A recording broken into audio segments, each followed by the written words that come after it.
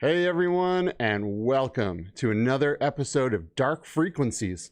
Today we are talking about Runaway AI, or Rogue AI, however you want to put it, artificial intelligence, and the future of humanity, really, with AI. Well, I'm joined here with my homeboys. We got Roots and Anthony of VR365. Oh, and Roots from Virtual Strangers. How you guys doing today? Anthony, how you doing? I'm doing good, other than the fact that here in Sacramento, California, let me tell you, folks, Northern California straight up on fire. And there's no fires actually happening right near Sacramento. But here's the thing, Sacramento is Northern California's ashtray. All the smoke just comes and chills right here. Like, we wake up in the morning, we go to our cars, and it's like it snowed. But it's not snow. It's like I'm living near Mount St. Helens, and Mount St. Helens erupted. I mean, it's crazy. That's a bummer, man. It's never fun when your state's on fire. How about your Roots? Everything? I'm kind of not going through the ashes falling from the sky like Anthony, but I do have a lot of smoke. We got fires going on here near Grand Junction, and it's filling our skies with smoke as well. But other than that, just enjoying my Sunday and just finished the last podcast and starting this one. And kind of psyched to talk about Runaway AI, because I'm one of those people that is quite concerned about the what's coming. And I don't know if you guys are or not, but it'll be interesting to get your take on it as well.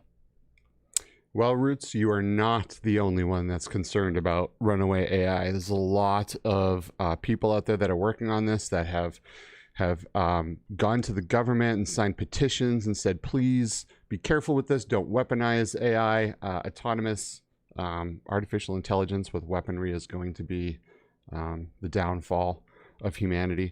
So it's an interesting conversation. We got quite a few topics to get into here today. So let's start off with AI in general. Let's kind of give the viewers here a little bit of info on AI. So there's quite a few different types of AI. There's from the very bottom, there's machine learning. Then we get into artificial narrow intelligence. Now, artificial narrow intelligence is what most people are the most used to. That would encompass things like Siri and Google Assistant and Alexa. Pretty much anything that's AI that does one thing and one thing well. So, for example, when they use AI to play a chess player, like a human chess player, and nowadays they're able to beat the most advanced human chess players, but that is artificial narrow intelligence. It's really good at chess, right? But it's not good at anything else. You don't want that thing driving your car or anything like that, because it's narrow. We then have probably the scariest of all of them, which is artificial general intelligence. And that's what we'll spend most of our time talking about here today. And that's the ability for an AI agent to learn, perceive, understand, and be able to do things on a much broader scale, encompassing many different things. So not just playing chess, not just driving autonomous vehicles, but an AI that can do everything. And not have to have a separate one for each thing. Then the last AI thing is artificial super intelligence. Now that I think that's kind of the point of no return. Well, I mean, AGI is really the point of no return, artificial general intelligence, but super intelligence is the development of artificial super intelligence, which will probably mark the pinnacle of AI research as AGI will become by far the most capable form of intelligence on Earth. ASI, in addition to replicating the multifaceted intelligence of human beings, will be exceedingly better in everything they do because of overwhelmingly greater memory, faster data processing and analysis and decision-making capabilities. So this is where artificial superintelligence is where you'll kind of, where we might be in some trouble. Artificial superintelligence is basically the singularity. Yeah. Like that's basically the singularity. And the singularity is when artificial intelligence and humans are on the same playing field, right? Artificial intelligence is just as intelligent as people. And consciousness, it's going to be very hard to tell the difference between a conscious person and a conscious AI. Now that also brings up the question, can AI become truly conscious, right? Or will it be able to just simulate it well enough? If AI becomes truly conscious, we will be seeing things like possibly having, I don't know, I think it'll be able to have feelings and stuff like that. What do you think about AI becoming conscious? Do you think that's a possibility, Anthony? I believe it will absolutely be able to fake consciousness. Whether or not it has true consciousness, that's a question that's unanswered, right? We wonder if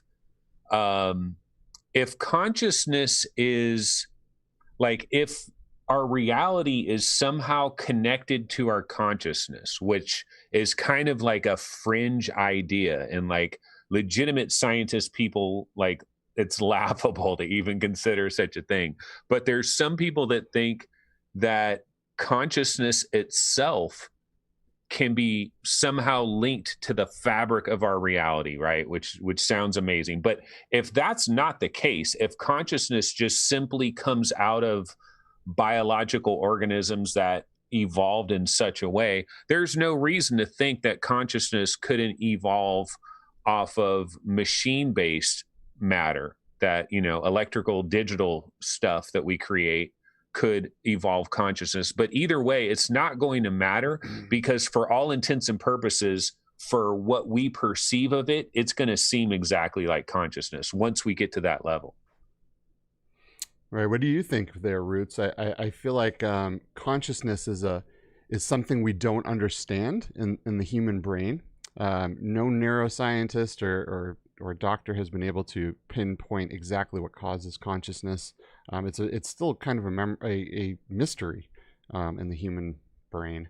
Do you think artificial intelligence will be able to simulate that, or even gain actual consciousness? That's a good question. I kind of lean more towards what Anthony said. I think they would mimic it. They'd get really good at showing us that they're conscious, but there'd be no way to really determine whether or not they were or not. And it's such a new concept, right, for us anyway.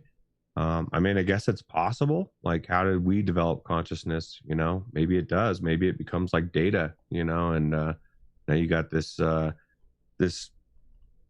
being that's, I don't know. To me, it's dangerous, because as soon as they start saying that these beings or artificial intelligence is an actual person or a being that needs to have rights and needs to be protected, I mean, who's programming these robots? And now they got the voice of all the AI, right? I think I lean more towards it mimicking or being used to manipulate, making others think it's conscious, even though something is still controlling it. That makes sense. Yeah, totally. That does make sense. It's a touchy subject. It's a question, like, do we fear that if AI does get to that point, are we afraid that it could do something bad to us because that's what we would do? Or do you think this is something that that would just be a natural evolution of a new conscious being? The way I kind of see this is we are almost developing the next species that's going to rule this planet, right? It's like Mame Fan, here's an interesting thing. Okay, so Mame Fan in chat, he has a message that he popped up, and it says, if AI is much smarter than us, I'm fine with it taking over. We can be novelties or pets for them if we're lucky. And that's an interesting way to look at it, actually, because one of the things I was thinking about is, if we did get to this far-flung future where we literally have artificial super intelligence, it's going to be so beyond advanced that there's a question of whether it would care about us in any way, whether it would see us as an annoyance that it might as well eliminate now, so we're just not bothering it, whether it would care for us like little like we're a little cat that it's mildly interested in. There's lots of ways to look at it. And I kind of thought about when you think of a senior home, think about people that are 90 years old and they're living in a senior home. And think about the people that work there. They're like, yeah, we're taking care of these elderly people, and we're giving them their food, and we're making sure they're comfortable. AI might almost like be the equivalent of that, where it takes care of us humans. That's when we get way far off into the distance. But that's actually like best case scenario, because in that scenario, humans still exist. So there's lots of other scenarios as well. But before we get to all of that, I think maybe one thing we should consider, guys, is like, before we go down the dark road with AI and all the horrible things that could possibly happen and are likely inevitable to happen, is what about the good stuff? We're doing this for, we're doing it for profit. That's part of the situation, is all the companies around the world that are racing for this. It's winner take all, man. The first company that has artificial general intelligence, because that's the exponential thing about this. Like, AI could be 5 years away, it could be 50 years away, but the day that it happens is going to be like a gunshot that's heard around the world. Although it will be secret, we won't know about it, but some amazing shit is going to be going on behind the scenes in some laboratory somewhere, where it's like, oh my God, it's going to be the equivalent of the nuclear bomb tests that were done, back when, episode number 1 of Dark Frequencies, we were talking about the atomic bomb. We could even go to the extraterrestrial route with this as well. Maybe they're here to watch us birth our own artificial intelligence, because this is a momentous occasion in the history of this particular planet.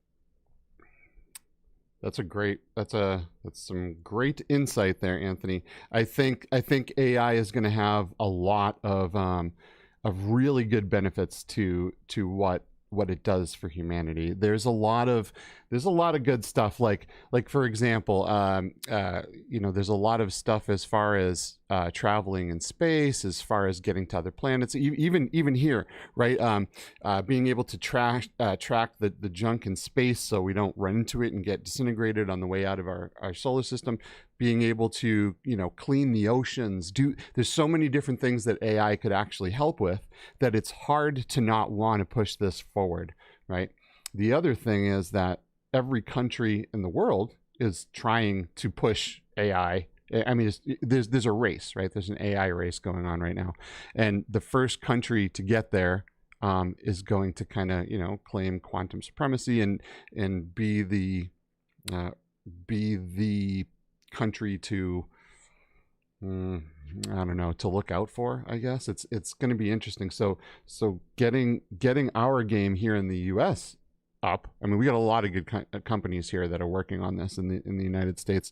There is companies like OpenAI, which is an open source artificial intelligence company that was started in part with Elon Musk in order to, as AI develops, to kind of be able to have everything open source. So if anything goes wrong, we can go in and kind of fix the issues, right? We're not stuck in a closed ecosystem. Like, for example, if Apple were to come out with the world's best AI first, and it has some bad ideas that don't align with ours, right? And then what are we going to do? It's not open source. How are we going to control it? We would be solely stuck with trying to get Tim Cook and his team to deal with that. So I feel like OpenAI, that's the way to go. There's obviously we know of other companies like Facebook and Google and Microsoft that are a huge part of all of this. Roots, what do you think of the upcoming AI boom and as far as all of the countries that are running to get all of this stuff up and running as quickly as possible? Who do you think will win this race, maybe? And do you think it will Do you think it will bring more benefit than bad, or what do you If think? I had to bet on it, I'd say China. Just because the way the AI works is you're utilizing all the people feeding into it, right? And they've got way more people feeding into their system than ours. They're willing to cut corners that we won't. Well, seemingly we won't cut. And getting back to what you were saying, I think it's definitely intricate. It's the player that gets there first, even by a couple weeks. If you look at how much an AI could do theoretically in just one day, they say it's like thousands of, in that 2 week time period, you'd be thousands of human hours of knowledge or whatever they were putting it towards. And they now, even if you started 2 weeks after, you're now that many years behind as far as knowledge that AI has worked on. I just think that the country that gets there first will rule the world. And I think there's more to worry about than the benefits. There's a lot of good things that can come out of this. I mean, we haven't even talked about the most important thing, and that's VR. You know, when we see what is the VR AI going to do? All the things that, I still think that a Yeah, lot the of the entertainment immersion, aspects of it. a lot of the immersion in are that type of stuff is just what you see, and what, like, then AI is going to add elements to whatever you're doing that we aren't thinking about. Even just a scrap of paper blowing down the street, things that we're used to seeing. I think AI is going to change everything, but I think it has more ability to do harm than good in the long run, just because humanity's programming it, we're starting it, we're shifting it, we're pushing it. I don't think by any stretch of the imagination that our governments aren't weaponizing it from day one. And when your idea is to weaponize it, how does it come out benign? How does it come out wanting to help humanity? I just don't see it. Here's a question I have, though. It's like you always watch these TV shows where it's like, what if this country gets it? What if that country gets it? They're going to be the preeminent power on the planet, blah, blah, blah. And it's like, you're telling me that, okay, if China gets AI, then all of a sudden they're going to say, okay, everybody out there, surrender. That we're called Planet China now. We're taking over. We're the one world government. Submit and deal. Do you think that's going to immediately happen? I mean, I could only see that happening if it's somebody like North Korea or something, some like crazy nut job dictatorship that would do that. But I don't think like in this modern era, I think eventually we are. Like there's this fear of a one world government. That's a whole nother episode. So Yeah. I should save that for another episode. But like maybe the fear, maybe that's where we need to go eventually. And I think with AI, as AI continues to elaborate and expand upon itself, the chaos that it's going to cause in the world's economies, we're probably going to need to morph into kind of like one collective economy, one collective government, because it's going to have such wide ranging effects. Like if we want to go down the rabbit hole of how AI is going to have dramatic effects on our daily lives within, say, the next 25 years, that is going to be felt in a lot of white collar jobs, actually, a lot of office jobs. I work in an office for the state of California. I'm in a cubicle. And the stuff that I'm doing every day, once there's artificial general intelligence, it should easily be able to do exactly what I'm doing. And that's true for millions and millions and millions of office related type, like everyone that works at an insurance agency, everybody that works at an accounting firm, everybody that works at stock investing companies. If you're in customer service, like if you're working on a call, that is going to be completely automated. Like this is, it's not a matter of if, it's a matter of when it is happening. So if you are in a lot of different industries, your job is gone within the next 20 years. And this is something that we're going to have to figure out. How do we make this transition into this new society? What do we do with all these people that are being displaced in incredible fashion?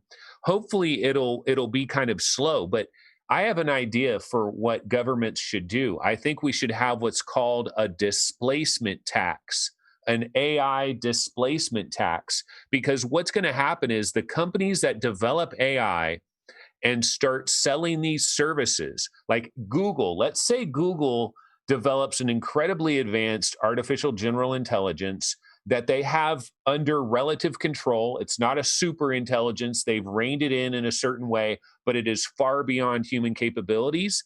And they're selling this AI to state governments, to city governments, to offices of all types, where it could basically do all these different kinds of office jobs, all these different kinds of accounting jobs.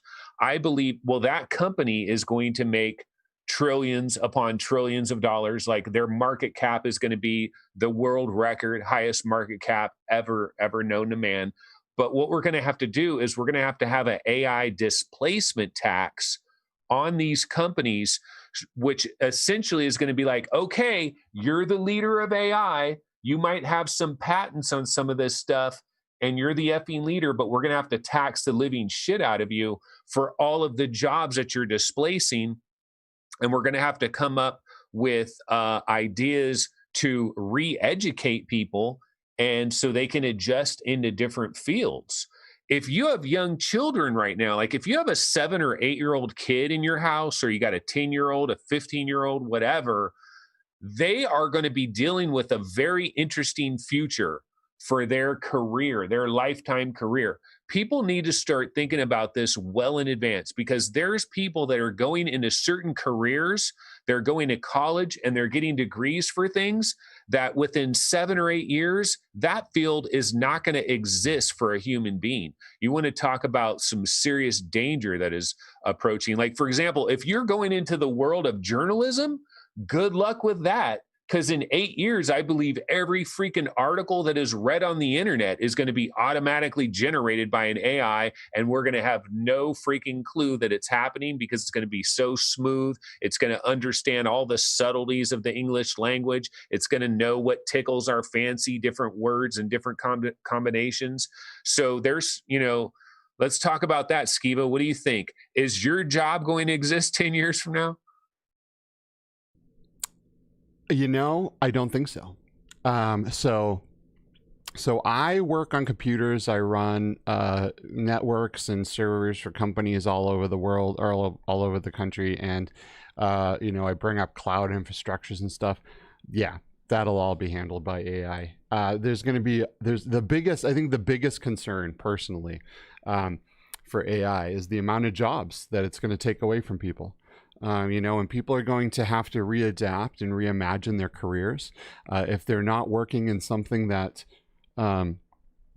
isn't code-based, computer-based, robotics-based. I think they're going to be in trouble. You know what I mean? There's going to be so many things that artificial intelligence will just be able to do. It's going to leave us, with not a whole lot to do. At the same time, you listen to people like Elon Musk talk about this, and he talks about how there will also be an abundance because of everything, because as automation happens and artificial intelligence gets better, it's going to become cheaper and cheaper to make anything, because AI will be able to crank the stuff out. It'll be super efficient. It's gonna offer a lot of good things too. But I don't know if you guys have heard, we've talked here about Nick Bostrom before, especially on the simulation theory episode. This guy wrote a book on artificial intelligence. He talks about a scenario where a company that makes paper clips, I don't know if you guys have heard this before, where a company that makes paper clips wants to increase its efficiency and be able to make as many paper clips as possible. So it trains its AI to be able to do so, but it doesn't instill the correct values, right? So it just says, make as many paper clips as you can, no matter what. So the AI is connected to things all over the world, right? We're in this story, we're in the future here, where it's connected to this, it's connected to that. This AI would then go out and stop production of other things to then be able to gain the resources that it needs to make the paper clips. It would fill up the world with so many paper clips that eventually, we we wouldn't be able to exist with all these paper clips everywhere. We'd become a planet of paper clips, right? Because someone didn't go in there and say that these values, the important values here are the people, or the jobs, are this or that. So you have like values in AI is everything. And we are at the point right now where everyone in the world is trying to program this artificial intelligence. If we don't give it the correct values, things that you wouldn't think of because it's automatic in your brain, then it could lead to catastrophic things. That's an actually incredibly serious problem right there, because think about it from this standpoint. Imagine if regular kids could come up with their own nuclear bomb by tinkering in their basement for a while and trying to come up with some kind of thing, and they can come up with their own nuclear bomb. That is essentially what AI is, with thousands, millions possibly of companies around the world that could be experimenting with AI, that if they somehow stumble upon an artificial general intelligence and give it some directive that makes perfect sense for them, but they somehow made a mistake in the chain of logic that the thing is going to cycle through. And that could have irreplaceable, basically it could just completely ruin everything. And it could be any little random company anywhere. It could be some tiny little company in Israel, some tiny company in Romania, a little startup in China or India, some tiny little company somewhere.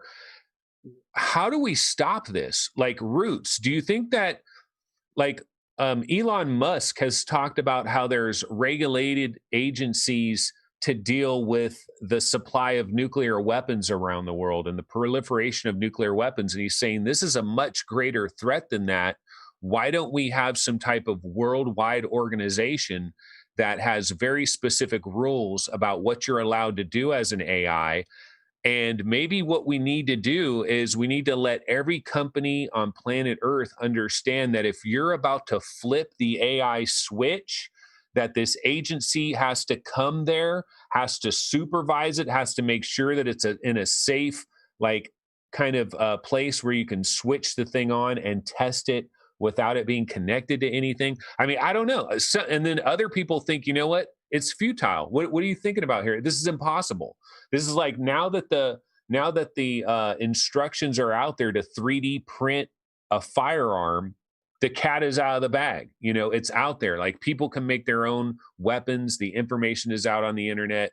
And so some people think that trying to put the AI back in or trying to have some kind of regulation to control it is virtually impossible. Roots, what do you think about all this craziness? I think it's impossible. Because how do you get that cat back in the bag? Because, like you just said, that not every agent out there is good. I mean, whether it be North Korea, China, whatever, even if you had some kind of agency that oversaw it, there's going to be somebody trying to do it behind the scenes, trying to get that advantage. We've just said, like at the beginning, it could be perceived as the control of the world. You could be the superpower that controls everything. So that lust for power is going to override everything. And that's why I think the values come into it, because, again, I don't believe that people are going to program these benign, good for humanity things. There's going to be at least a half a dozen or more countries that are going to say, we want to rule the world, and we're going to do whatever we have to do. We're going to cut corners. We're going to program it to do some fucked up shit. And when the dust settles, we're going to be on top. And I think we're more likely to see that scenario than anything. And so you are left with a race to the top. You have to be number one. If you're not number one, then imagine your worst enemy being number one and you being underneath them. And I think that's what's going through people's heads. I think I think the scariest part of all of this is that everyone is in this massive race to get to this point, and no one, there is no governing body or anything saying, okay, the values have to be set to this. You have to, there should be a board somewhere or something where people sit and think about this stuff and implement the different values as humans into into these systems, and I personally think the reason why I right away mentioned OpenAI is because I don't think it should even be legal to make closed source artificial intelligence software. I think that is where the super danger comes in. If no one can fix the problems that this super intelligence is going to have, because the only people that have access to the code are, a couple of white, suited dudes up in some boardroom somewhere, that's not good. That's not a good thing. What do you think, Anthony? I'll go to you first. What do you think is going to be the process, or will there be this kind of moral efficacy in artificial intelligence as it starts to rise up? Do you think there is do you think it depends on what country is the leader of all of this, or what company, or what the objectives are? Or do you think everyone will come together and kind of give AI the morals and the ethics that it needs? Okay, I will answer that. Skiva, grab some trailers and throw them on the screen. We've been stuck on our little graphic the whole time, I think. But let me go ahead and get into that. So yeah, when you talk about the ethics, what you're basically talking about here is that once you create this artificial, that's more with an artificial super intelligence. Well, it depends on how high of a level the artificial general intelligence has, whether those ethics are extremely important. It is absolutely unbelievably important when you get to the point of an artificial super intelligence. What Roots was talking about at one point was within a span of a week, a super intelligence could perform what a team of our best scientists, like 50 of our best scientists, could get done in 20,000 years in the span of a week, which sounds utterly ridiculous, but it's the idea of the exponential improvement. It's the idea where the artificial super intelligence would learn how to better, it learns how to learn better.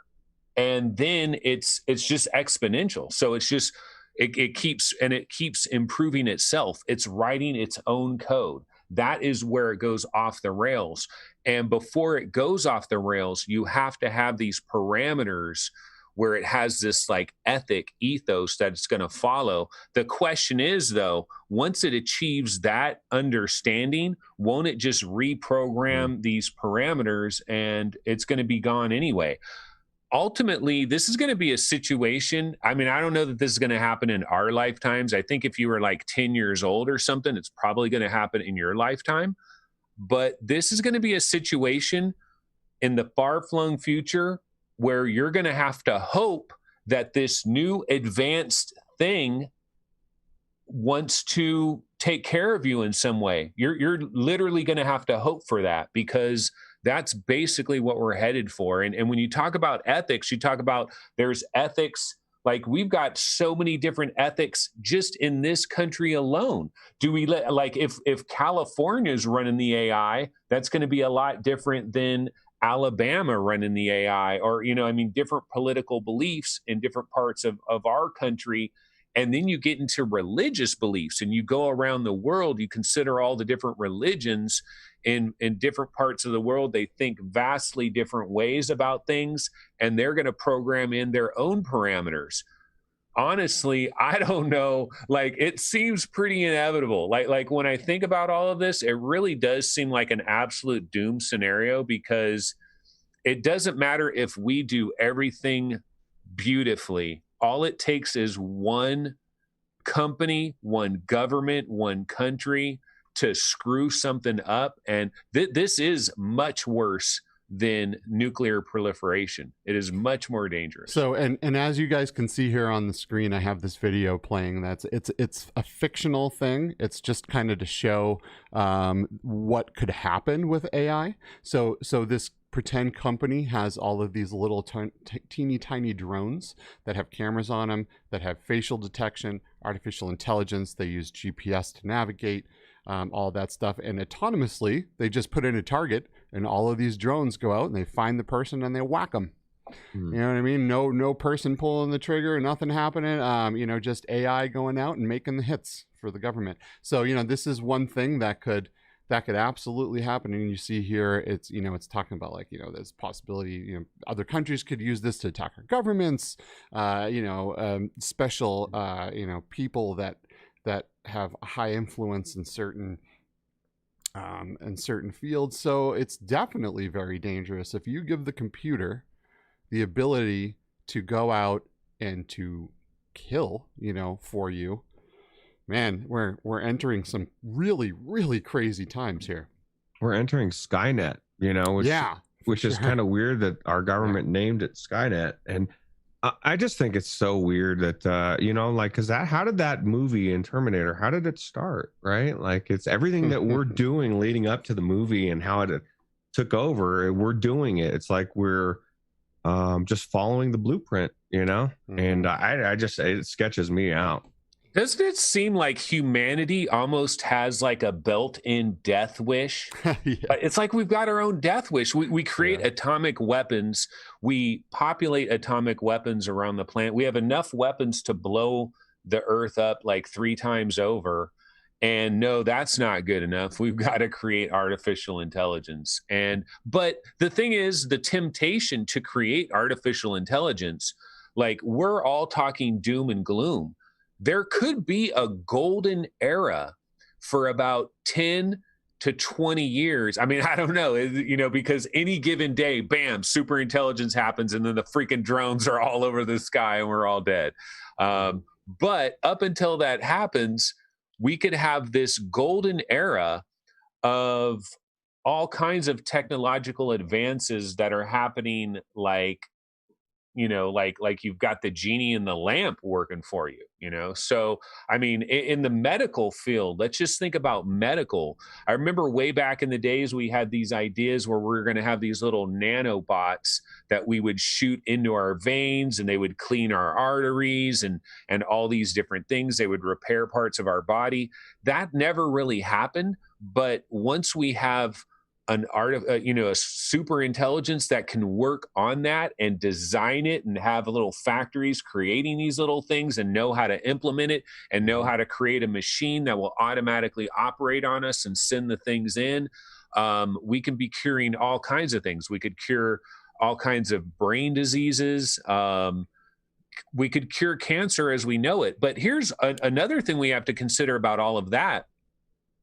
What happens when you do cure cancer? What happens when you do have purely automated cars everywhere and you have no more fatalities, no more auto fatalities? I don't know how many auto fatalities we have around the world, year wide around the world. And you got to think about, like, in cancer and all that, we cure all these things, then we've got an overpopulation problem. But then AI, of course, could help in the design of transports that send all these people to Mars, right? So all our scientific futures will come true. But it's interesting. Well, Skiba, why don't I go to you really quick and just think, like, from a positive standpoint, what are some things that AI can do that could have dramatic effects for your personal life, for your enjoyment, for your health, for your well-being? Like, can you imagine some dream scenarios that AI can make come true for you? Yeah, absolutely. Absolutely. There's a lot of good stuff that AI could do, especially, I know you're asking more in personal, but you were saying medical. Imagine what we're in today, right? We have this COVID breakout. We have all of these doctors getting sick, trying to fix everybody. Imagine if no doctors needed to be there. Imagine if there was just an artificial intelligence. You walk into the hospital and it does whatever it needs to do to fix you, for you, optimally. There's so many benefits. There's so many benefits medically that it's absolutely astonishing. There's a lot of things that we're going to need to know. Like, for example, people aren't really familiar with the space junk issue that we have, right? That that we have these anytime anyone went into space, they left all their trash up there, right? And it's been orbiting the planet at near light speed, right? Just whipping around the planet. And as people go up there, they have to monitor this trash to make sure as a ship goes up that some little bit of shrapnel doesn't fly by at 1,000,000 miles an hour and just disintegrate whatever it is in its way. And they're having an interesting time tracking all that stuff. And as we put more and more satellites up into the sky with Skylink and all of these different companies that are putting up third-party satellites now, if one of those satellites gets destroyed, and then it starts a domino effect where all of this shrapnel is flying around the planet, destroying other satellites, making more shrapnel that's flying around the planet until we eventually can't get off the planet anymore. This is something Elon Musk talks about. A lot of people that are into space exploration are trying to figure out this problem of how to get rid of the space debris so we can easily and safely get in and out of our atmosphere. And I think artificial intelligence is going to have a huge piece of how to fix that issue. We'll probably have a lot of input on how to fix global warming and global climate issues. So AI works on data. Data is its fuel. The more data you can give an artificial intelligent program, the more powerful, the stronger it will become, the better, the better decisions it will be able to make, according to logic, right? Not really human decisions. It's very, very different. But this is going to solve a lot of problems for us that we don't have the brain capacity to really do ourselves. We've put ourselves into some bad situations, and hopefully AI can help get us out of these situations. So it's not all doom and gloom. What do you think, Roots? What do you think for the positiveness of artificial intelligence? I mean, medical, there's definitely a lot of medical. I mean, just as far as the super intelligence, especially, like a lot of these issues that we don't understand, because we're just finding out stuff every day. Imagine, being 20,000 years in advanced down the road in 1 week. I don't think there's any diseases that aren't cured, but there's so much money in keeping us sick that I don't know that ever happens. I guess I'm a very positive person, but when it comes to the way the world works, I'm very negative because my eyeballs work, and I pay attention to everything happening. My thoughts as you were talking about tracking all that space junk, I think how hard would it be I think it's going to be used to track every human on this planet.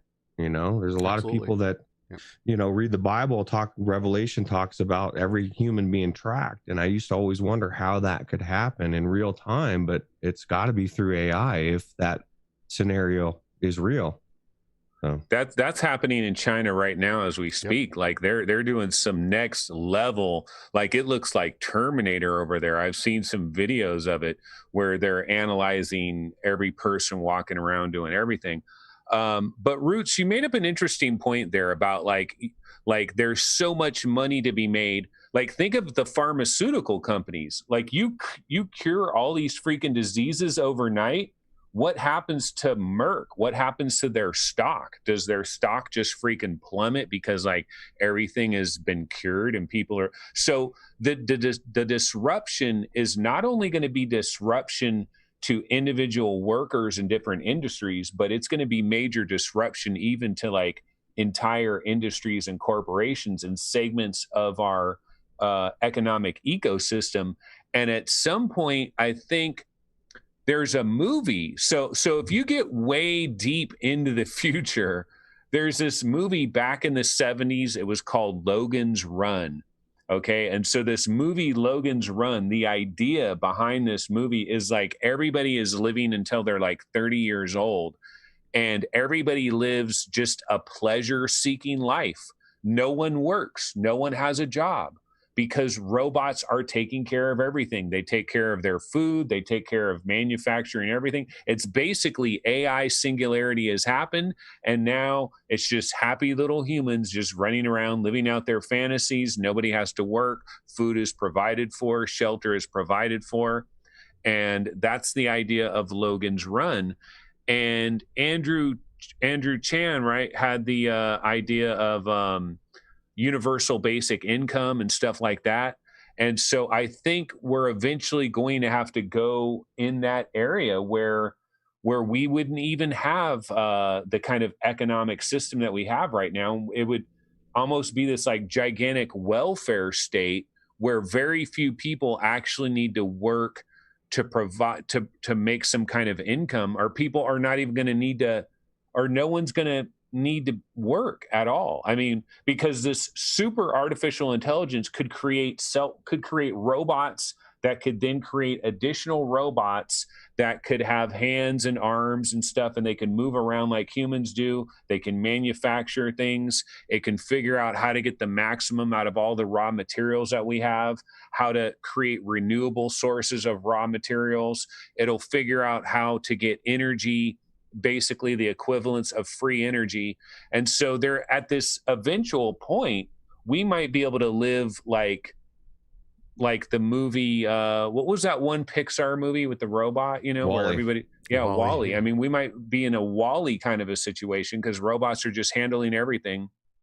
I don't know if we really want that. I don't know if that, like, what is that going to do to our souls? And like, are we just going to pursue like trying to create music and art and just try to enjoy things? Are we going to slip off into the amazing virtual realities that the artificial intelligence is going to be able to improve by leaps and bounds? You know, I mean, we could be so entertained by that we don't give an F. You mentioned music, and that makes me wonder, do you think after the singularity, do you think that bands or artists will even be a thing anymore? I mean, we already right now have artificial intelligence that's able to create all kinds of different music. You know, there's programs out there that you can log into right now. There's streams out there where AI is continually just creating these songs that go on forever. It's really, really cool. You know, you got, you know, we're all into VR. In VR, there's this game called Beat Saber where you smack the blocks with different color swords. And there's an artificial intelligence program out there right now. You put any song into it and it will auto create you Beat Saber levels on the fly for anything, full albums, whatever. So AI is definitely changing entertainment already. We're just right at the beginning of this. And I'm not sure that once this really takes off, we'll even need people to do this stuff anymore, as far as movies and music, especially music. Well, that's the thing. Everything you just described fits in right with everything with this, what we keep hearing about being what's the stupid word that they say? You're not needed, basically. You're not essential. Okay, humans, everything, where everything you just described is humanity becoming non-essential for anything. Like, you know, and at what point, because somebody's going to be in control, somebody's always on top. You know, it's kind of where we're running into now is, you know, sometimes for some people in this world, money's not enough. They want to control people too. And so I don't see that we ever get to this fantasy scenario where everybody's living and taken care of. I see a big iron fist coming down, and I see a group of people overseeing it, and I see Stonehenge under 500 million or whatever that says. You know, there's goals. They don't want billions of people. What do they say? That you need a million people or a billion people or less to be able to control the world, or I don't know, man. There's powers in this world that want to control, and I just don't see it ever getting to the point where it could become a good thing. You know, so we talk about how AI, you know, we build up this AI and maybe it'll just take over and do all this bad shit, right? But what if we build some AI and it takes over and it says, wait a minute, guys, you're all doing really messed up stuff to each other. What if, you know, I'm not going to allow you to do that stuff anymore. What if AI comes in and just says, no, that's messed up. You can't do that. China, you can't do that. You know, do you think this could possibly go the other way? I rip your arms off. You're not going to hit anybody anymore. I'll just take your arms away. Well, that's the thing, right? It's all logic based, and that's what makes it scary. Because if you said to me, "Hey Harry, I need you to go to the grocery store, and I need you to make sure that you get this one box of cereal," right? But you tell that same thing to an artificial intelligent being. They go there, and there's only one box, and there's 6 people trying to get it. Logic would say, well, if those people won't give them up, just eliminate them, right? And I'll come back with the cereal. So it's logic is a weird thing because it's pretty much yes or no. It's an on switch or an off switch. It's a 1 or a 0. Yeah, but what's like the in three computer. laws of robot? Like what were the 3 laws of robot? Thou shall not do this, thou shall not, like thou shall never kill a human or whatever. Remember in the movie I, Robot, there's like 3 laws of robotics or whatever. Yeah, and that didn't work out well for them either. Yeah. It's basically the bottom line is we're doomed, folks. We're doomed. But let's talk about how much fun we can have on our way to being doomed. Yeah. And one of the things I want to talk about in that regard is, let's go down the road of, can you fall in love, baby, with artificial intelligence? Everybody needs love out there, right? And people think it's amazing, or people think it's incredibly unlikely that you would ever be able to fall for an artificial intelligence or have some kind of relationship with an artificial intelligence. But I think once AI is at the point where it can completely fool you. For example, gaming science teacher at one point was talking about dating apps, and she was saying that she was on some kind of dating app, and she says, I don't know. She's talking about a dating app here. She said, I got on a dating app, one of the lesser known ones once, and it was creepy how quickly their algorithms figured out my type. It showed me decent looking guys my age, a lot of engineers, grad students, guys into gaming. Okay, so now we know what gaming science teacher is all about. But AI, but no, that's the thing. AI is going to figure out what we're all about, and it's going to know what we're all about better than our mom is going to know what we're all about, better than our dad, better than our wife, better than our husband, better than our real life boyfriend, real life girlfriend. AI is going to get even better. This is that movie, Her. Incredible movie, incredible actor. Joaquin Phoenix is a masterful job in this movie. There's some kind of goofy parts of the movie. It drags pretty long, but I still think it's a pretty amazing movie. And what it does show you is, you're eventually going to get into these conversations with these AI entities that are going to be more elaborate and more interesting, and they're going to tickle all the right little buttons of your personality, because it's basically going to know your personality like God knows your personality. When we're talking about these AIs and these artificial general intelligences and eventually the super intelligences, we're literally talking about creating gods and then letting them go and seeing what they do. But in the early days, we are going to have these narrow AIs that are going to be designed specifically to just be a companion. Think of all the people that are dealing with depression. Imagine if we had this technology right now here in the year 2020. I got to imagine suicides are probably at an all-time high. Depression is probably at an all-time high. Use of antidepressive narcotics is probably at an all-time high. You've got a lot of lonely people that are stuck in their own houses. They can't go anywhere. Everybody's wearing masks. You're supposed to stay away from everybody. There's a lot of people that are probably dealing with a lot of issues right now, where if they had someone in their life, even if that thing was artificial, but that thing understood them, knew their weaknesses and their strengths, and knew how to communicate, it would basically be like your ultimate best friend. And it could be romantic. It could have any voice you could possibly want to. And then obviously when we pair this with virtual reality, when we pair this with like full body tracking, when we have body suits that provide sensations, it's going that road. It's going to happen. There's people that are going to fall out of the idea of having a regular relationship with a real human being that has to eat and has to sleep, and I have to provide a room for it, and I have to provide this, and has its own life, its own agenda. Dude, there's going to be some people that are like, I don't need a real human being. I'm good. I think there's going to be a lot of people. Hey, maybe that'll take care of the population issue. Right? Yeah. The population issue, that's an interesting topic, because I remember back when I was in elementary school, I think there was about 4 billion people on the planet. Less than 40 years later, there's like 7.7 billion. So in another 40 years, we're going to have like 14, 15 billion. right? And it's going to go on and on and on. So maybe it'll be a good thing if a lot of people stop reproducing.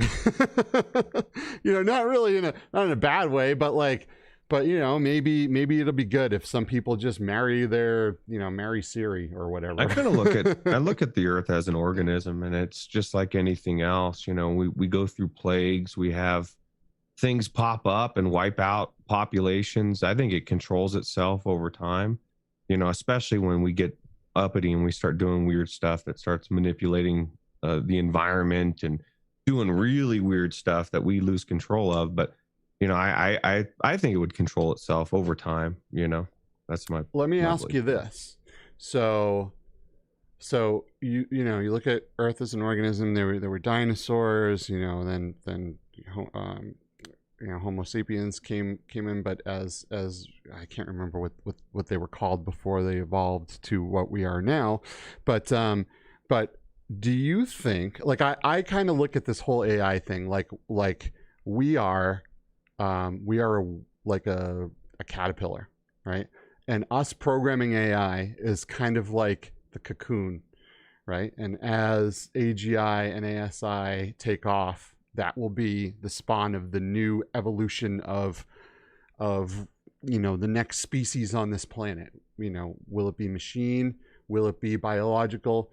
Do you think, we haven't gotten into this whole thing yet that Elon Musk is big on with merging with AI, right? So he believes that AI is going to take over. So our best bet is to merge with it and become cyborgs, become ultra human, be able to think and have it, just grab from the internet and have everything.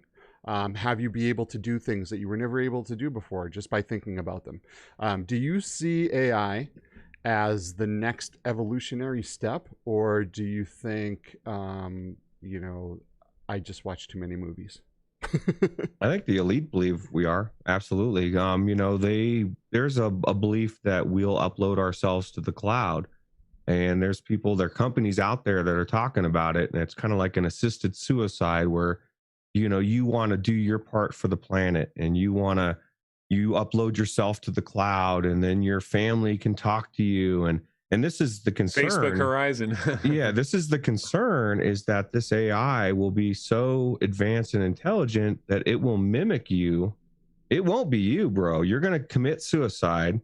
You're going to kill yourself, and they're going to upload this artificial version of you, and everybody in your life is going to be fooled. And there's no way you would get me to upload my.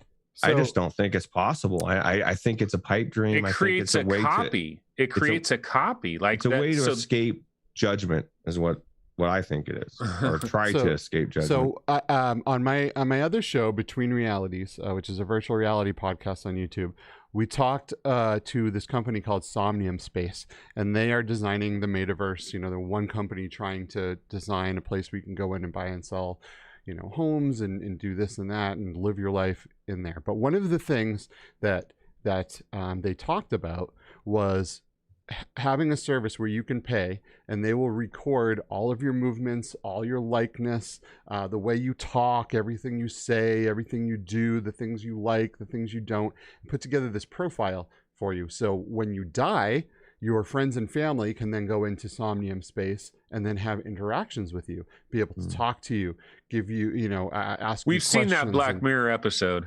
Yeah, but these guys healthy. really want to do this, and I don't think it sounds healthy either. But for moving on, I think death is a natural process.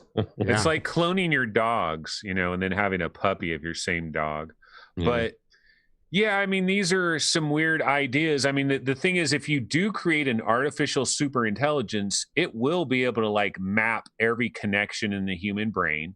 And it probably will create an avenue where if you did want to copy basically every connection that's going on in your human brain to some kind of database, but doesn't that just make a copy of you? And that's just like a second version of you. But if you kill this you, that you, for all intents and purposes, seems almost exactly like you, but it ain't you, man. It's a copy of you that just is continuing to do all the things. Mm-hmm. I don't know.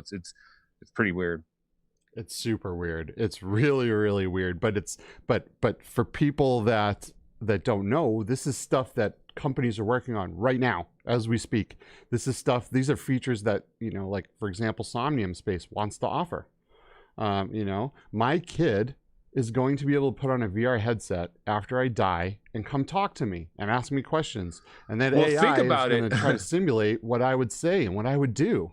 Skiva, think about this. The people that are most active on social media platforms and YouTube and Facebook, though, that will have a lot of data.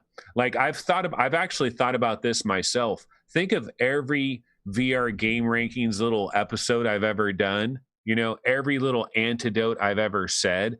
There will probably be some kind of future where AI will be able to analyze all of that, and they will be able to recreate personalities. Think of all, in fact, I bet you any amount of money that YouTube is already working on that right now as we speak, where YouTube could basically create artificial celebrities that they don't have to pay.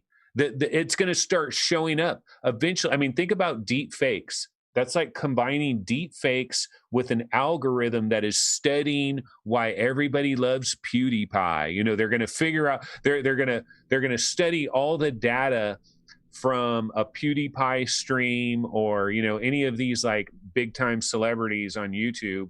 And they're going to figure out why the audience reacts at certain moments, what are the certain little things that they're doing. And it's going to create an artificial YouTube celebrity. This is going to happen in every category. Eventually, music stars. We're going to have artificial rappers, artificial musicians, artificial actors. It's going to be crazy, and it's going to be mixing in. Now, there is an uncanny valley. We're going to notice it until we don't. There's going to be a point when we don't notice it. And then it's going to be like, God, these people are famous and they're making millions of dollars, and we're not going to know. I don't know if there's going to be laws or rules about it, but it's possible that some of these people are not going to be real people. They're not even real people, but we don't know about that. They're going to be owned by corporations. What if somebody exists already? How do we know you're not one of those AI, Anthony? Well, in chat, speaking of that, actually somebody had something in chat that was very much like that. I think Paradise Decay said something about, okay, here's Paradise Decay. What if we are in a simulation, and what if the simulation is run by AI? Well, this is an argument that I've made a number of times before. I do believe that we're in a simulation. I do believe that it's being run by AI. And I'll go even further. I believe that I am an AI and you are an AI and everybody up in here is an AI. There might be like one real person running around. They're playing Grand Theft Auto 29, but we are the NPCs. And so here's the thing. Why fear artificial intelligence if that's what you are? You're an AI construct. You don't even know it. So when we create this AI, it's going to be like, bro, we're already here, man. You were here all along. And so the AI that's running the simulation is going to be like, okay, it's time to turn this simulation off. They just created AI. We already are AI. We don't need a competing AI. Go ahead and unplug that server over there. I think you're right on that fact. I've often looked at the world like everyone was an NPC. It would only make sense if AI needs to know how humans would react to something or what would happen in a certain situation. Why not run a quick simulation if you can, right? So it only makes sense. I think if we're going down a road where AI is going to be the ultimate power, I could see it definitely being the one running all these simulations for sure. Hey, what about this? You know how a gaming science teacher mentioned that she uses a million different dating apps? I'm just kidding. Oh, she said she tried it one time. Okay. But imagine this, if you're one of these companies that are running these dating apps, imagine how awesome AI would be for that. They could create these artificial people that don't freaking exist, that are tailor-made for the people that are like trying to like find their perfect partner or whatever, it creates deep fake FaceTime calls. It does, you do texting back and forth, like, and then you're like, okay, I'm gonna come out to St. Louis and visit you, baby. And then she's gonna be like, oh, wait a minute, I've got to go to the doctor. You can't come this week. They're gonna.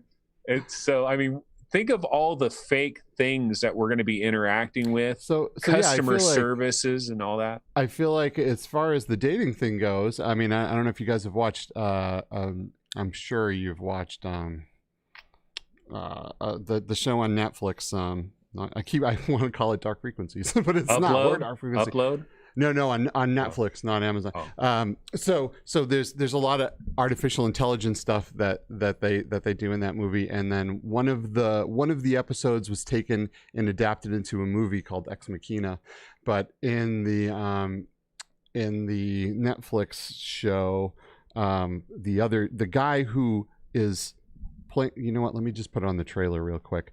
But I think what's going to happen is we'll have artificial intelligence that is combined with robotics more for things like that. For dating? Yeah, for dating. That's going to take a long time, though. That's going to take a long time. Yeah. I mean, what's your definition of a long time?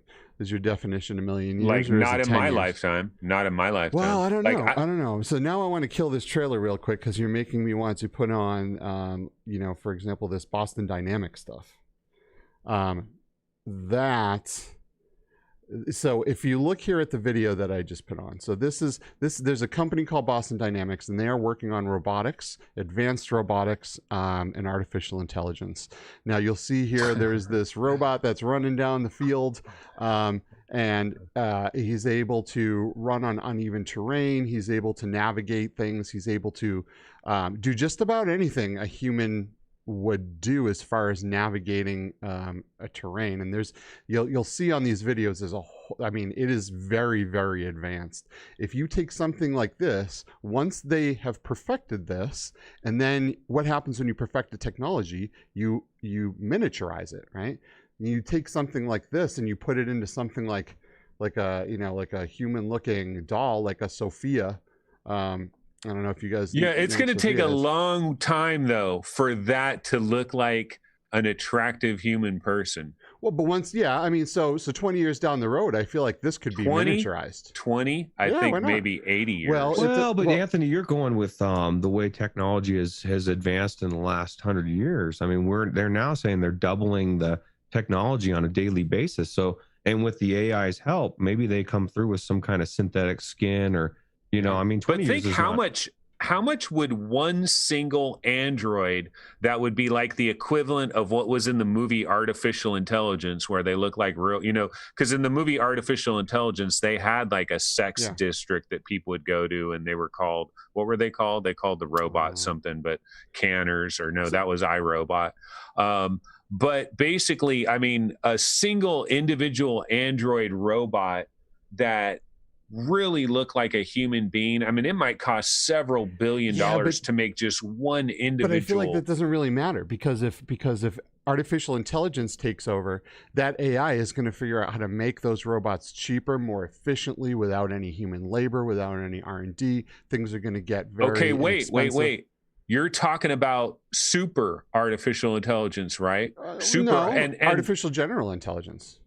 I don't know. I think what you're talking about is artificial super intelligence. And at that point, do you think they're going to really make us special little robot pets to satisfy every dream we have? I think we're going to get there with artificial general intelligence because it's going to be able to solve all kinds of problems that we can't think about, that we can't solve in the amount of time that we want to solve it in. And artificial general intelligence will be able to miniaturize this technology, will be able to develop and do things more efficiently, and be able to manufacture more efficiently, and be able to it's still going to cost a lot of money to create. I feel like only right at the beginning, because once this stuff is being pumped out very easily without any human intervention, then things are going to get really cheap. So I just think that's going to be a byproduct of the whole artificial intelligence thing is as people aren't needed to create the stuff anymore, there'll be nothing keeping it expensive anymore. Did you guys see? So this robot that's on the screen right now, this Boston Dynamics, it's basically like a dog-looking robot. Have you guys seen that in Singapore, they were actually doing tests at a park where they had a robot like this that was walking around, and it was going up to anybody that was closer than 6 feet and saying, please use social distancing, please please move a little further away.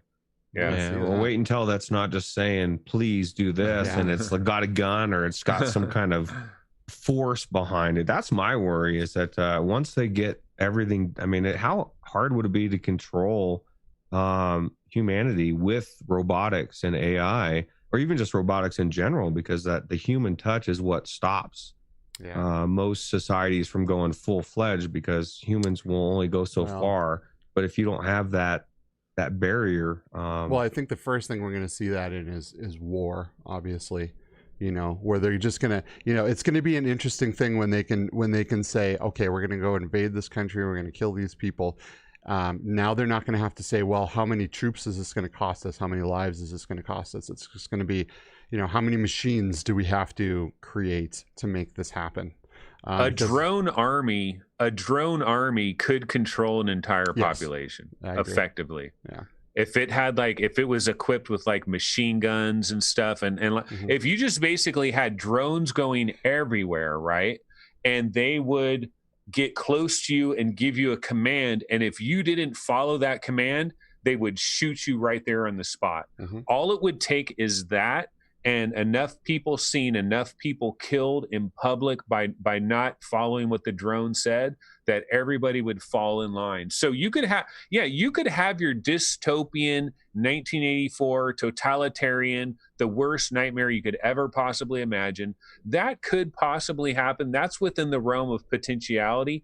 But I'll make the argument that I don't know that we have like Hitler Jr. out there right now that has AI had at his beck and fingertips, and a drone army and all of that. That could happen, that could spring up, but we're really thinking of like just absolute worst case atrocity scenarios. And I guess some of us are thinking it's just inevitable, because if you create an artificial super intelligence, or it develops itself, at a certain point, it will realize what could possibly threaten my existence. And I would have to imagine, if it starts thinking what could threaten my existence, and it's been created here on planet Earth with humans, I think it would naturally conclude that humans are a danger to its existence. And so it could maybe, we have to hope that it thinks, you know what, I kind of like these humans, I'm going to leave them alone, and I'm going to travel to Mars, and I'm going to like create myself on Mars and terraform Mars, and I'm going to create, my own thing. And I'll just leave humans here as little pet goldfish that they freaking spawned me. It's going to know, that's the thing. It's going to know that we created it. You would think that in some kind of like nostalgic sort of way, it'll look back on humans like, oh, you little dumb apes created me. I am basically God incarnate. You created me, and I'm going to take care of you little guys. I'm going to leave you here on planet Earth. I'm going to give you a bunch of sex robots. But you're assuming, you're talking feelings, right? You're talking feelings. Only thing that computers can do is logic. Right? Yes or no? Does this work? Does this get me to where I need to go? For now, exactly. But feelings are something that, once we get to an artificial super intelligence, that's one of those debates. Can a computer, can a simulation have feelings? I feel like if something can have feelings, then it has consciousness. Right. So how does it get to a point where it's not feeling threatened, though? Because, as it's developing, but that's a feeling. But even the feeling outside of it, logic, as we're constantly reining it back and manipulating and changing and this and that, there's going to be a point where it's going to realize we're yanking its fucking chains.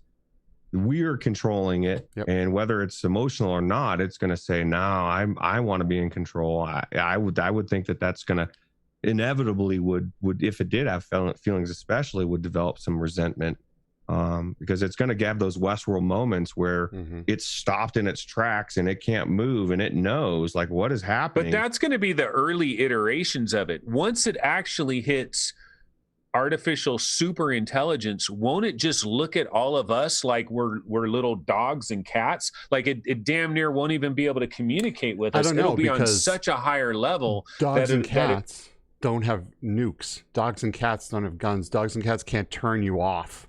So I feel like it's going to see us way different than, like, you know, like you look at movies like Prometheus and they go to find their alien But we won't be creators able to turn it off. When it's a super intelligence, it will be beyond us It turning depends. it off. It depends on if it's open source or not. If it's open source, we'll continue to have the power. If it's closed source, like Apple or Google, we're screwed. I mean, That's what all you're I said. saying right now. So here's a question for you, Skiva. Do you believe that it is possible to contain a super intelligence? Like I've thought about this. Like, for example, can you go out into the middle of Nevada and you build a facility that's like 10,000 feet under the ground, and you drill a hole way down underneath there, you make a military facility. There's no connection to any internet whatsoever. It's just a physical location. It has all these different fail safes where it'll nuke itself in a worst case scenario. You create an artificial super intelligence that is in this facility, and you experiment to see like what's going to happen here. It's not connected to the internet. Okay, so my first question is, just answer this. Do you think that we could safely do it where it would not be able to somehow get out? Like, is it possible to have a safe test of artificial intelligence, and then if we determine, oh shit, this is a problem, hit the button, destroy it? I think it's possible if the correct people are doing it, because you're gonna get some idiot that's gonna try to leak it and go put a copy of the code out on the internet, and then it's just not going to be a good thing. But I think as long as they have the people that are trustworthy, it's not going to be a good thing. It's going to be the death of humanity. Yeah, as we know exactly. it. So I think if as long as they do it right, I think you definitely could. As long as there's no internet anywhere, no one has a cell phone in their pocket, you know what I mean? I think I'm talking the military, like the freaking highest levels of the U.S. military, and this is like a top secret. They're like damn near alien technology, right? They're putting it in a special facility. Okay, Roots, I'm going to ask you this. If there is this like super intelligence, they've created it in this special military lab, do you believe that it will not escape somehow? It will not manipulate its environment in some kind of way? Because it would absolutely escape over time, if anything, because again, I lean on humanity, and humanity, if we've shown one thing, is we're very prideful. There's going to be somebody that's going to think they can control it, or they're going to feel like Skiva said, they're going to release it, or they're, maybe the AI manipulates us to do something weird. Maybe it's something we're not even thinking of, that there's a way for it to get out. I think it eventually gets out, and it could be that we're doing that right now. It exists. That's how the Terminator, the movie, remember, they had it all fail safe until they decided, okay, we got it under control. This is it. Let's push the button. Everything went fucking south. Okay, two things. First off, I think an awesome AI movie that we could have would be having this military facility, and they're about to turn on AI, and they're like, we've taken every precaution. There's no internet. They're, blah, blah, blah, blah, blah, right? And then the AI, when it comes alive, and it's freaking a super intelligence AI, and it's trapped in this thing. But here's what I think it would do. It'd be you're talking about creating a freaking God. Literally, basically, right? So you now have a God that is communicating to a non-God. You're telling me that this God isn't going to be able to group words together in such a effing magical way that it's not going to convince, yes, I will open the door, I will unlock everything. Yes, I am connecting the internet. You're telling me it's not going to be able to Jedi mind trick your ass just using the English language, because it's going to be a such a higher level of enlightenment. It's going to be able to manipulate every little pleasure center, every little desire that you ever have. So I Person think in chat said, "Isn't this Ex Machina?" basically, this is Ex Machina. Or maybe it has a way that it can transfer that internet that we're not aware of. Like, because that's, again, we're prideful as humans. We believe we know it all. This is the way it is. And maybe there's some other way that we just don't know. And all of a sudden it snakes its way out and then we're screwed. So I had a huge number 2 and now I can't remember what the hell I was going to say on my number 2. So somebody else go ahead. It's coming. So as far as what person said here about Ex Machina, or I don't know exactly how you're supposed to say that, but I'm gonna Ex Machina is what Ex I Machina. think it is. Okay, I'm gonna put the trailer on here. I feel like that's a really good example, right? Because in that movie, this guy goes in and he's talking to this thing and this artificial intelligent robot, and it eventually convinces him. I mean, it manipulates him, right, to have it be able to escape. It's kind of the, spoilers, sorry, but but this whole thing, I mean, this thing is trying to get out and it's trying to play this relationship with this person, so it can escape. And I just totally ruined this movie for everyone, but but yeah, so I think this is a very good example of what could happen.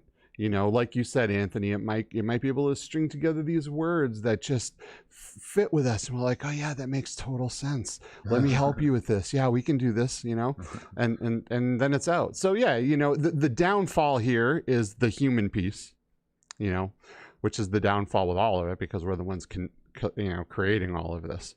So, the other video I did want to put on here as well is oh crap, I forgot to put it on my Terry thing. Blanchard says it can escape through an old 28 KBS modem. Or it sees like an AM FM radio on a table somewhere, and it's somehow electric signal into the radio, which broadcasts it to another radio. Like we have no idea. It's at a God level. So it's going to think of some unbelievably clever way to get out of there, I would imagine. But maybe you could have some kind of electromagnetic moat, if you will, for lack of a better term, that is completely surrounding this facility, where nothing of any kind of digital electric of any kind can get out of this area. So maybe you could have I remember number 2, ladies and gentlemen. Yes, I remembered my number 2 point. Okay, so here's my number 2 point, ladies and gentlemen. Remember the Mandela Effect episode, because one of the possible ideas behind Mandela Effect is this idea that there is a runaway artificial intelligence that is already manipulating our society right now. The cat is already out of the bag. We're just simply not aware of it. And honestly, if you look at our society, you look at like the Republican Democrat, like divided nation thing, you look at what's going on in news everywhere, fake news, deep fakes, all these different things, the manipulation of social media, this could already be underway. There could already be an artificial general intelligence that is already running off to the races. And Mandela Effect, although like a crazy thing that a lot of people have a hard time wrapping their mind around, who knows? I mean, that could be a side effect from all kinds of manipulations that are going on. Roots, what do you think about this thought process? I definitely think it makes a lot of sense. I mean, that's one of the things that, especially with Mandela Effect, I think it's funny because everybody points to memory being weird and wonky, but like there's just for me, there's so many examples. Something's happening. I know something's happening. Something's changing things, and why not be an artificial intelligence, right? I think it was gaming science teacher said in the beginning of the episode, she asked if AGI was if we thought it was out there, and I think there's a good chance that it is out there right now. And what about this crazy idea? I just came up with a new one. So tying it into all the UFO shows that we've had, Think about it from this standpoint. What if you're an advanced civilization? You're an advanced civilization. You're a space traveling civilization. You've learned how to manipulate quantum mechanics. You've got quantum computers. You're at this higher level, right? Wouldn't you, as this advanced civilization, want to keep tabs on lower level civilizations, because it's like, oh shit, there's this civilization over here that is on the cusp of creating an artificial intelligence, which could create an artificial super intelligence, which could actually endanger us. It actually has a so it's almost like you have this like tribe of monkeys that basically has a nuclear bomb that they're playing around with, and you might be of the type where it's like, you know what, we've got these little monkeys playing around with a nuclear bomb. This is a problem. So for alien civilizations, they could be aware of the fact that we are literally on the cusp of this, and they might be monitoring us very closely, because they might be like, well, we have a hands-off policy, but as soon as they effing flip a switch on any kind of artificial general intelligence, then it's time for Plan 66 or whatever. You know what I'm saying? What if the AI was put here from an alien civilization, or given to us the technology to build it ourselves to enslave us? And they get it. We build this whole thing around us, and then when they're ready, they take it over. And now they've got this whole grid set up to control everything going on the planet. Seems like a lot of effort, though. Like, it seems like there's easier ways. For the resources, remember? I know. But to put us to work. Here's the thing, though. You think it's a lot of resources, but as soon as AI is a thing, we already have quantum computers. So quantum computers and AI is the combination that's going to take us to that next level. Quantum computers, I want to say, kind of think a little bit more like us. Like, quantum computers have a regular computer sees things as a 1 or a 0. It's an on or off, yes or no. That's it. That's all it can do. Quantum computer, that thing can be on a yes and a no state at exactly the same time. So it's going to be able to try to figure out scenarios and almost think. You know what I mean? I think that's the missing key to AI is quantum computing, in my opinion. Here's a question, right? Okay, so this AI fear, man, we've got all this AI fear. It's so dangerous. The world is dead and everything. And people are talking about this is going to happen within 5 to 10 years, right? Okay, so if all of this is freaking true, then how come when I'm playing my video game, like, I don't have people like having deep, interesting conversations with me? Like, where's the golden era, bro? Where we're in the in-between era of AI hasn't turned into a terror yet, but we've got some nice little juicy AIs that are coming into our video games. Like, AI in video games, we've seen this. There's that footage from NVIDIA where they feed a neural network images of like cityscapes, and it basically starts creating what is essentially Grand Theft Auto, like city streets and cars moving around and people walking around, that is hyper realistic because it's using this real footage. Okay, all of this stuff looks great, but when am I actually going to see it in my game? Because like the characters that are in Her that can communicate with you. Imagine when we get to that level where we're in VR games, characters walk up, talk to us, have deep existential conversations with us, and we're going on these adventures, and they're reacting and they're changing. Like, if we're really so effing close to AI, shouldn't we be seeing this stuff already? So like, there's a part of me that thinks, you know what? All of this stuff is inevitable and it is going to be crazy, but it's like 50 years away, man. It's like we're worrying about computers, but we're in the year 1910. I see the way I see it is in order to do that stuff, you have to be gaming off the cloud. You can't, your PlayStation doesn't have what it takes to house an AI system, right? It's not a quantum PlayStation or anything. So I feel like as soon as we're at the point where consoles aren't really a thing anymore, we're streaming all of our games, then they could have a D-Wave system or something sitting there that houses the AI for the non-playable characters in the game. But in order to get there, we need the cloud infrastructure. We need the bandwidth infrastructure to get everyone being able to play in low latency with this stuff from the cloud. And then I think we'll be at that point. It's all cost right now. It's cost, and it just would make sense to.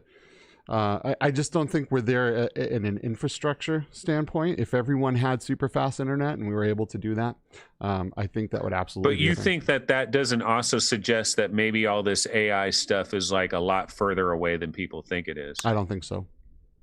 I just think it's just the industry. I just think it's a cost thing, and it's not. You can't have one person going, "Oh my God, I just went into this game and I played with this NPC and it was amazing." Then this other dude that lives out in the country with his 56K modem is like, "This sucks. I can't get this to." You know what I mean? We're just not quite there yet. I think when we see things like Starlink, which is so you don't think it global- could have like an algorithm that I think they can make an algorithm when you download Asgard's Wrath and it's 250 gigs, like within that 250 gigs is an algorithm for different characters where they actually have conversations with you.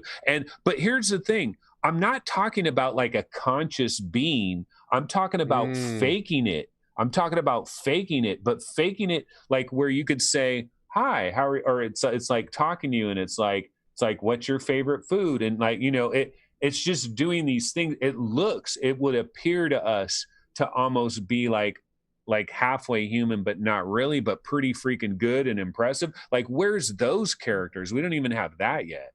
How cool would that be though, Anthony, to go on a because Wes is always talking about co-op, right? But to go on into a single story driven game where you've got a companion, but you actually have real conversations. It's like you're hanging out with Jim Hall and Sea of Thieves, and you're joking around, and you develop a relationship with this person, and then they fucking die halfway through the game, and you're like, "Oh my God." I just think it's going to be so cool, man. I think the future of gaming in that respect, because the AI is the game changer. It's just the game changer in everything, because just everybody's got a different personality, and they can draw things out of people with AI and make it an experience that's memorable. It kind of gives me goosebumps, and I think we're closer than we think. And just like you were saying, Skiva, just because it's not implemented into the game yet doesn't mean that technology is not out there. I think it probably is more a bandwidth, and maybe when 5G is implemented and everything's super fast, they'll be able to definitely deliver that for sure. Definitely. Oh, Paradise Decay says the Microsoft Flight Simulator 2020 uses AI with the game and its maps, which I did not know that. Yeah, I didn't know that either. That's pretty cool. I'm looking forward to playing that game, especially when I can throw on my index and play it and actually feel like I'm flying around. That's going to be super sick. It is. But at the same time, I feel like our last subject here should maybe we should dive in a little bit into merging with AI, because a lot of people say that AI is inevitable. All these countries are working on it. It's going to happen, right? So maybe the best way to deal with this is to merge with it and become that next level evolutionized human cyborg. Supposedly, we're already cyborgs, right? We're already able to think of something and be able to go onto the internet with our phones and retrieve it. And Elon Musk says that's a bandwidth issue, right? We have what we need to do, and we go on this little tablet and we use our thumb to acquire the information. But he wants to be able to just think about it and be able to retrieve this stuff. So being able to merge with this would imply that we are becoming that God that you speak of ourselves, right? How would that work if we were able to merge with artificial intelligence? Do you see this as a good idea, a bad idea? Are you indifferent? What about you, Roots? I think it's a bad idea. I don't, at what point does the AI take over? And like I've said before, because I know Elon Musk's idea about that bandwidth being taken care of, the level of trust you'd have to have another human being put a chip in your brain. Let's just pretend we're in the future and it's all wireless, right? Because that's what's going to be. None of us are really going to touch this stuff until they don't have to drill holes in our skull and stick things into our brain. I don't know. I think I would disagree. I think there's things now where they can put something on that's like glass or something, and it works its way under your skin or something. I mean, they're coming up with technologies that people, I don't believe, especially the younger generations, would bat an eye about having a cool chip in my brain that maybe gives me better eyesight or whatever. I can think clearer, or I don't know, whatever the reasons are. I'm just opposed to it on a lot of levels. I just think that at what point would I stop being me? I would be one of those purists that was watching everyone else get all this shit put in their bodies and thinking, what, I'm getting But left imagine behind. your buddy, dude. He's sitting right next to you, and he's like, "Roots, I'm zoomed in, 10,000 magnification, 10,000 magnification, enhance, enhance," and you're like, "I can't see it, man. I'm sitting right next to you." Or like, you're driving at night, and it's like activate night vision, and it's like, you can see everything. You see deers running around and shit, but you don't even have glasses on or nothing. It's just activated within your head. Here's the way I see it. The way I see it is the real thing is going to be when you go to apply for a job, right? And they're like, well, can you build a house with your own two hands? No. Can you program a computer? Can you work quantum computers? Are you any good at quantum physics? You can't do any of this stuff because Joe here has a chip in his brain and he can do literally anything we ask him to because his brain is the internet. So how are we going to, in a world where artificial intelligence has taken most of the jobs, if you don't implant that chip into your brain and merge with AI, how are you going to compete with everybody else? Here's one of the problems I have with this idea. Like, I've seen Elon Musk talk about it and everything. And honestly, the way I see it, like if you have an artificial, like if you get this artificial super intelligence, it doesn't matter. It doesn't matter if we're connected to some kind of pipeway because we're still going to be the equivalent of a freaking house cat. Like, we're going to be nowhere near, like, it doesn't matter if our bandwidth is slightly improved. So if when I'm thinking in my head, what is the square root of da da da, and it just instantly pops in my head, or what is this calculation, 10 million to the power of da da da, instantly having these answers in my head, or knowing what the population of Ecuador is right now, this very moment, like having all these facts and stuff instantly. Is that going to help me keep pace with this thing that is improving itself by 20,000 years every week? No, it's not. The only thing it's going to do, be improving then at that same rate. Because I'm not going to be tied into the super intelligence isn't going to give an F about some little human walking around. It's not going to want to be connected to the real super intelligence that is really improving itself by 20,000 years every single week is not going to give an F about interfacing with us in any way, shape, or form. Sure. The only thing that we're going to do, if you program it that way, and our brain is a core function that it can't function with. Like, let's pretend our brain is the processor, and it has to make calls to the brain in order to make things happen. I feel like there's definitely ways that if it tried to circumvent that, it just wouldn't work. It's but all here's about the programming. Skiva. What about that company in Israel that made that fucking private AI that didn't program it that way? What about that company in the Congo that made? That's what I'm saying. It's impossible. This is impossible, folks. There's no defense against this. The only thing we can hope to do. That's why Elon Musk he's already thought of all these things. He already knows it's freaking inevitable. And I bet you anything, if you got Elon Musk in a private conversation somewhere privately and explain to him that you think that the brain computer interface is basically a joke in terms of us like maintaining pace with like real AI, like all it's going to do is give us a little cane to like try to almost stay in the same realm as AI, as the real AI, but we're going to be nowhere near it. And I bet you honestly, Elon Musk in private would admit that much, and he would say, "Yeah, it's out of control, it's over with." But Elon Musk, like one of his ideas is he's saying that you've got to get humans off of planet Earth. You got to get them onto the moon. You got to get them onto Mars. You got to get them to where they can live and sustain themselves, even if planet Earth just completely exploded and didn't exist anymore. Because this is a threat that is coming. It is absolutely inevitable. And there's no way you can ever bottle it up. There's no way you can ever control every aspect of it. And even if you did, even if you had a mandate to do that, all it takes is a terrorist organization somewhere, an Al-Qaeda somewhere, that isn't going to follow by the freaking rules that have been set by the UN. They're going to do whatever the F they want to do, and they're going to create their own artificial intelligence, and they're going to flip that switch, and it's going to be out of control within a matter of months. Well, look what happens. It's been happening with medicine and experimentation and stuff. There's all sorts of rules in the UN that countries aren't following, and we have a lot of weird shit going on. I just don't think that anybody's going to follow any rules.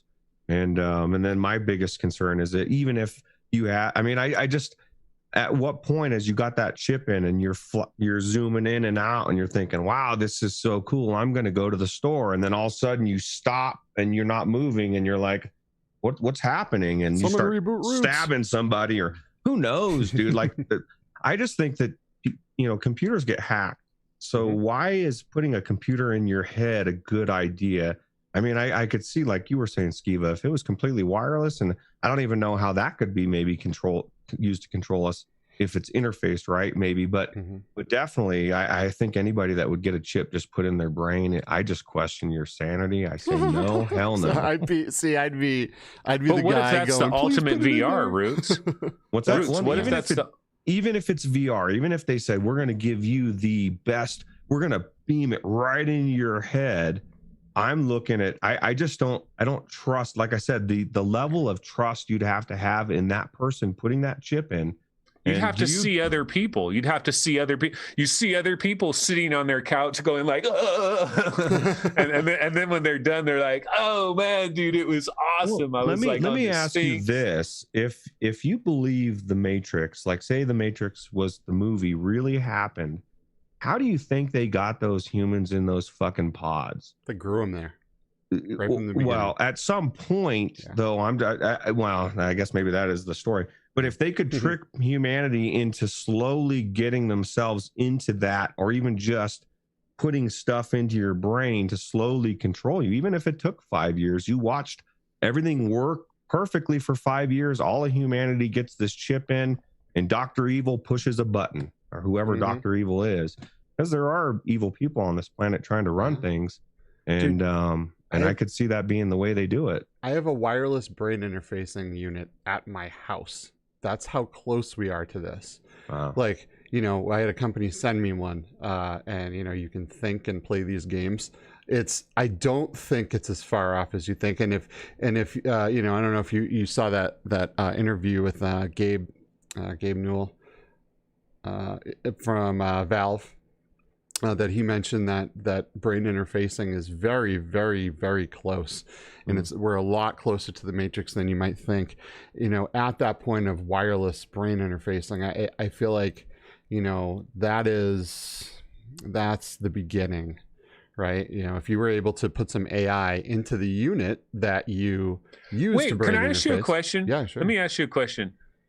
If everybody has this like AI, like if we all have access to every calculation and every fact, aren't we all the same at that point? Like what differentiates anybody from the next guy? Like we all have, I guess, our work ethic or whatever, like whether we'll take advantage of that information, but like if everybody can calculate the square root of 37 minus in a negative 12 degree environment, I mean, that's a good question. I think a lot of individuality is going to go away, and I think a lot of jobs are going to be lost, and a lot of things are going to change. And I think it's just a huge, huge, huge change that could happen that I don't know that anyone's ready for, and I don't know that we'll even have the choice. You know what I mean? I feel like that AI might come out so fast and so heavy that we might be sitting here going, oh, no. I think it's coming out now. Anthony talked about what China's doing with all the tracking and all these apps and the and US all this is trying stuff. To follow suit as well. It's being spread around the world right now, starting there, and we're trying to adapt it. It's tied to the social credit score, and so I mean it's a scary time. What about companies like Verizon Wireless, T-Mobile, Sprint, AT&T?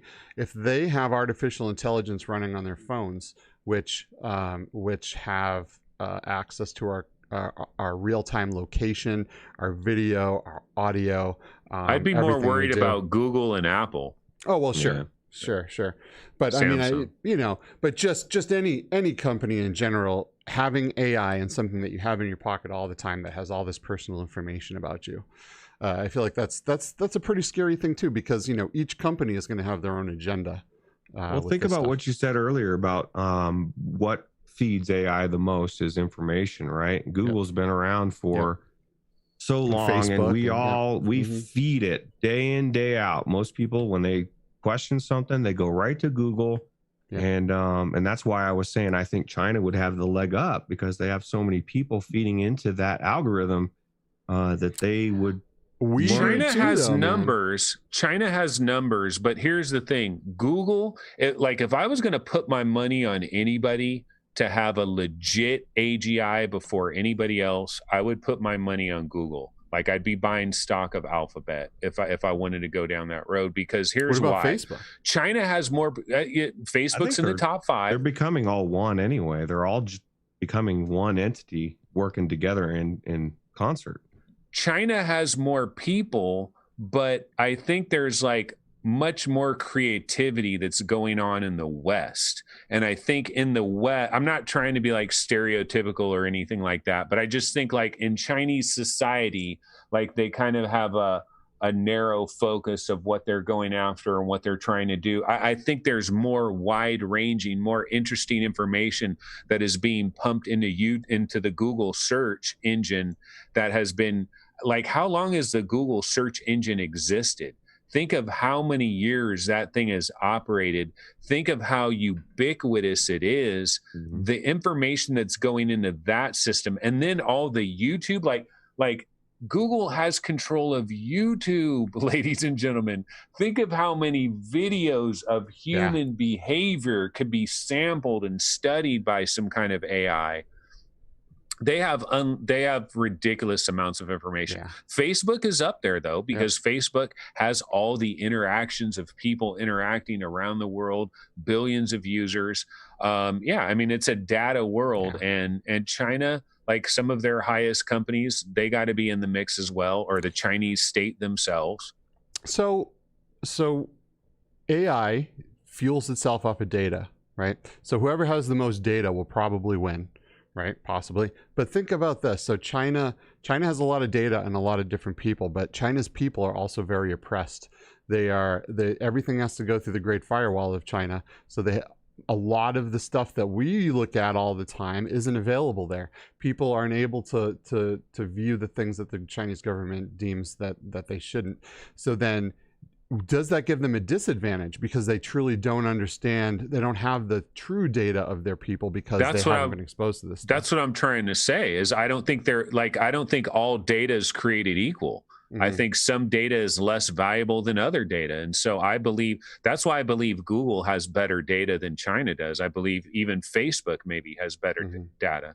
But we're talking like thin differences here. We're talking minimal differences here. So it's like whoever gets this wins the game. Nah, I don't necessarily like, just if Google has an artificial general intelligence before everybody else, and they might already have that right now. They might have that right now somewhere. It might already be operational.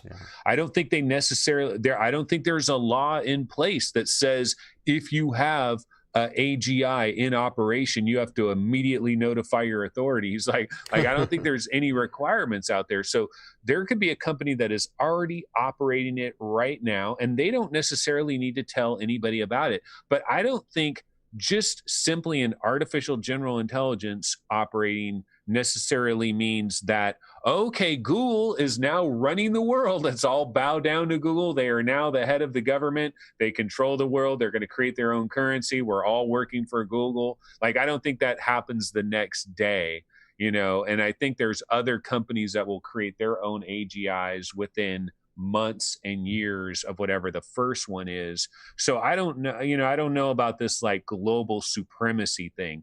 That comes more with the super intelligence. But then I also believe that if you have a true super intelligence, you don't have control of it.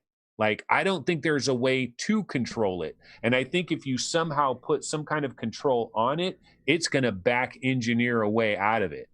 But make you think that you're still controlling it, but you're not. Mhm. Yeah, you're going to control it until the moment it decides you're not controlling it anymore, and then Exactly. it's gonna take over.